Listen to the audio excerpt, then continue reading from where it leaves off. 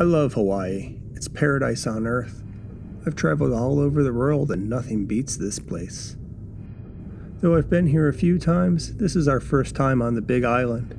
My wife and I are having a pre-baby honeymoon. A baby moon, it's called. It's a real thing. Look it up.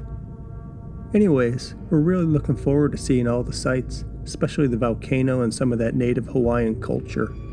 Native Hawaiian. What a scam that is. Native. Pfft. I remember back when Bush was in power. I'm talking W, not his dad. I was working in the federal government at the time, and these Hawaiians were petitioning to get native status, same as them Indians got. Of course, they didn't get it, not under Bush anyways. We laughed at them. Native status. You're in Hawaii. Come on, get out of here with that stuff. Not sure what happened to the issue since. Don't really care. Still love visiting here though. So far we got a good tan and some shaved ice. Big Island's nice, palm trees, nice beaches, and the lava rock. Whoa! I felt like I was on another planet when we landed in Kona. All black rock everywhere. It's gorgeous, especially when you get a lush green fern or a palm tree jutting from it. I want some of those rocks. I think they'd look real good on our mantle at home. I'm hoping I can get one with a petroglyph on it too. So we're gonna head to one of the parks to snag some. I don't know the name of the park. It's like 30 letters long and 29 of them are vowels. It's not English is what I'm saying, even though we're in the goddamn US of A. They say you're not supposed to take these lava rocks. They say you're cursed if you do. Supposedly all sorts of bad stuff will happen too if you take these rocks off the island. It's Pele's curse. The rocks are her children or whatever.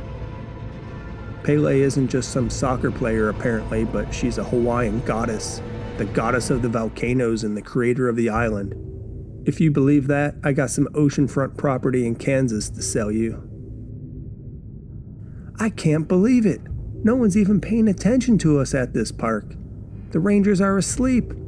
Typical. We walked in with 2 empty backpacks and we're walking out with so many damn lava rocks I think I'll sell the extras on eBay. I even grabbed a whole bunch with petroglyphs on it too. These should go for a pretty penny. I'm glad we brought the extra suitcase. We're gonna need it with this haul. The flights back weren't too bad. If you think 10 hours isn't bad, that is.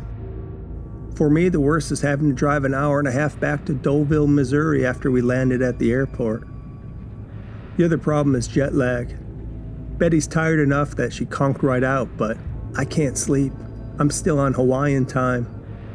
I'm trying to keep myself busy though, hoping maybe sleep will just sort of naturally happen. Right now I'm pricing out these lava rocks and looking at these petroglyphs. I think we picked up some real winners, some shiny new ones and some that are absolutely ancient looking. These petroglyphs are quite interesting too. The ones we snagged have a little circle with a dot inside of them. Supposedly it's something to do with fertility or babies or something. National Park Service website says a dot with a circle in it means hole for the firstborn. I think that's pretty neat, considering we're expecting our first. We're keeping 3 lava rocks on our mantle, 1 on each side and a chunky one with a ton of holes in it that looks like Swiss cheese for the center. In between, we're gonna put those petroglyphs with the circle and the hole. It's gonna look real nice above the fireplace. Seems appropriate place for them too, considering their fiery origins. The others are all selling on eBay, selling like hotcakes. We've made enough that Betty and I could go out for a nice steak dinner. Not too shabby for some rocks. Though I'm back on schedule sleep-wise, my stomach's been bugging me lately. I think it's a bug I picked up. Maybe it's some sympathy morning sickness. Betty's been feeling pretty rough lately too. That pregnancy's really taking it to her. The worst are the cramps. You know how you get those gas cramps sometimes? Well, the cramps I'm getting are kinda like that. They make me have to stop what I'm doing. I'll be packing up one of those rocks to ship off to a buyer and I have to pause. I have to hold my stomach until they go away. They seemingly come out of nowhere. Betty's belly's getting really big now too. Much bigger than I thought it would get so early on. I didn't think women started showing until later into their second trimester. but Betty's already showing and we're still in the first. I swear every day her belly's getting bigger.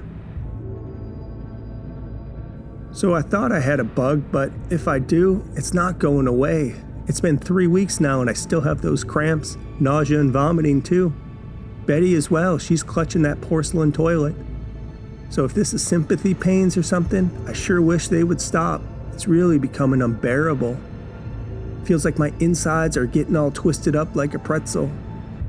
It was so bad the past 2 days, I had to skip work. Betty's saying her stomach feels heavy. She says there's a heaviness inside of her. I said, yeah, it's heavy. You got a baby growing in there. But we're about to head to the doc to check on Betty. I told her something doesn't seem right.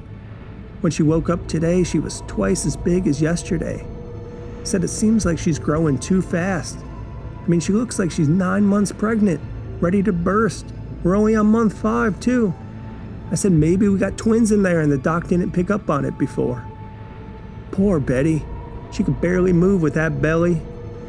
I had to help her out of bed. I wasn't much better with that cramps and nausea, but she's waddling down the stairs and I'm having to hold her hands. We're stopping every few feet to let those pains wash through our body. And I swear every time I look away and then look back at her, her belly was bigger. Hold on, Betty, let me get you a cold cloth for your forehead, I say as I escort her to our lazy boy to take a seat. She's really sweating now, complaining about that pain. Please hurry, Betty says. Something doesn't feel right. I turn towards the kitchen and pause, and I have to catch my breath. A big old cramp washes over me. Worst one I've had yet. Makes me double over for a minute. I grab the hand towel in the kitchen, running under some cold water, and when I get back, I see Betty on her hands and knees, huffing and puffing. Baby, what is it? What's wrong? I put the cold towel on the back of her sweaty neck. I don't feel it, she says. I don't feel the baby. All I feel is pain. What do you mean? I say. You don't feel the baby? I rub her back, doing my best gentle massage, trying to reassure her. All I feel is heaviness, she says. There's no kicking or movement or anything. It feels. Betty starts wincing. Her face scrunches up like she ate something sour. She fights to get the words out. It feels so heavy. Feels like it's tearing me up inside. It's dropping. She gets down on her elbows and I take her hand. She squeezes mine until I can hear my bones shift around. I didn't know she had such strength. The baby's coming now, she says. Now! Betty lets out the most primal grunt, a release. I'm freaking out. I don't know what to do. I'm looking at her caboose, trying to figure out if I should lift up her skirt so the baby can pop out, or maybe I need to help push on her stomach. I don't know. Let me call the doctor, I say, pulling my hand out of hers. Or an ambulance. No time, she spits out through her teeth. Oh my God, the pain, it's so heavy, it's ripping me up. I look down at her crotch and it's a faucet of blood. It's like someone just turned the tap on. Blood drips out from between her legs, staining our beige carpet, turning it pink, then deep red. The pain comes back in my belly too, severe cramping that makes me double over again, and the nausea. I don't know if it's sympathy pains or the sight of the gore, but I'm ready to puke. Betty starts inhumane sounds, short pants with deep grunts that come from the solar plexus. I want to help, but I'm on the ground, curled up in a fetal position, trying to wish the pain away. I feel like Mike Tyson just gave me his best body shot. I can't stand. I can't even get to my knees. Now it's a growl from Betty. She sounds like a feral dog, spit flying from her mouth, her jaw clenching. She's flashing her gritted teeth. The blood keeps pouring out of her too, pulling on the carpet, a river of red starting to run my direction. I'm sorry, baby. The pain is so bad, dull and heavy, throbbing. I'm sweating, shaking. I close my eyes, praying to stop the pain so I can help my wife. It's tearing me apart. It's so heavy. There's so much blood pouring from Betty that it covers the entire living room, including me. It's warm and smells of minerals and earth. I look her direction, desperate to help. I see her leaning against the couch now, slumping against it, half passed out. I reach out my hand, trying to touch her, but the pain makes me recoil. Betty, baby, hang in there! I gotta call the doctor! It's stupid words. I can't even get my hand out to reach her. How the hell am I gonna get to the phone and call a doctor? But I see Betty widening her legs, trying to open them up to have the baby slide out. That's when I see it, there, in the background, on the mantle. It's those petroglyphs, the ones with the circle and the hole in the middle, the ones that mean hole for the firstborn. They're levitating, floating. The rest of the lava rocks vibrate around them. The pain's making me hallucinate. I shake my head, trying to see straight. I wipe my eyes, but all I do is smear Betty's blood on my face. No, it's coming! It's dropping out of me! Coming out of me, tearing me! Behind her, the rocks vibrate, dancing to her painful birth. I'm not hallucinating. It's Pele, the curse of Pele! The rocks are her children, and now she's coming for our child. Baby! I yell, doing my best crawl towards her, but each movement amplifies the pain and makes me pause. Betty lets out the loudest scream I've ever heard, a horrifying shriek that makes me cover my ears, screaming so loud the windows might shatter. I look at her and see her body contort, violent jerks. She looks like a cat hacking up a hairball, her belly pumping, pushing out what's inside. From her vagina, a torrent of blood, and then a thud that splashes into the pool of crimson. The baby's out. Betty passes out and collapses. The levitating and the vibrating at the mantle stop. The pain inside of me is gone, but I'm shaking at what I see. My face turns a ghostly white. My eyeballs become bigger than the sun. My throat closes, choking off any words. All I can do is look in wonderment and disgust. There's no baby in that pool of blood on the floor. There's no human.